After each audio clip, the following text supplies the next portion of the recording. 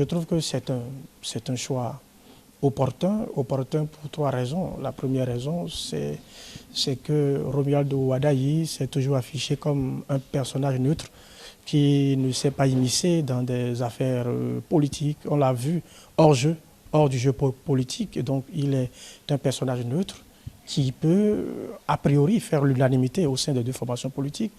Il n'a pas été associé à des malversations, il n'a pas été cité dans des affaires qui pourraient, donc son nom ou son image pourrait quand même faire l'unanimité au sein des populations, pourrait susciter un certain respect.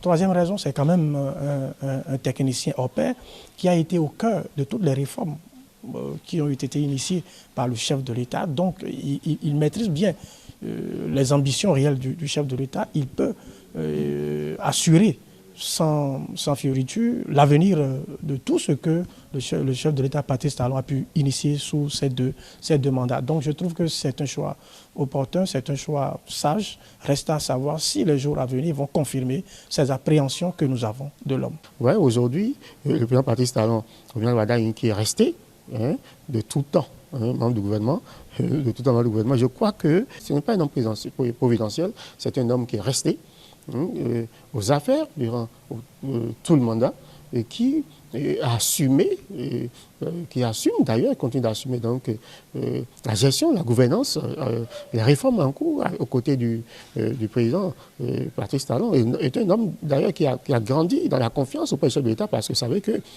entre temps il a été également fait ministre d'État. Et dans le gouvernement du président Patrice Talon, nous avons deux ministres d'État. Nous avons le ministre Abdoulaye Biachane, qui est ministre d'État. Nous avons également à ses côtés le ministre Romuald Wadayi, qui a gagné en confiance et donc qui a acquis le titre également de ministre d'État. Donc pour dire que du point de vue déjà de la désignation de Wadayi, on peut dire que c'est nouveau en matière de vision politique, de pratique. De pratique parce que ce n'est pas un homme providentiel. C'est quelqu'un qu'on a vu faire. Le Bénin a besoin d'un président développeur, calme, qui va booster de plus l'économie de notre pays. Le bon choix est fait. C'est un homme bien placé qui a maîtrisé les 10 ans du président Patrice Talon. Quand on parle, bien sûr, de l'exécution des programmes d'action du gouvernement. 2026, c'est carrément la fin d'un cycle.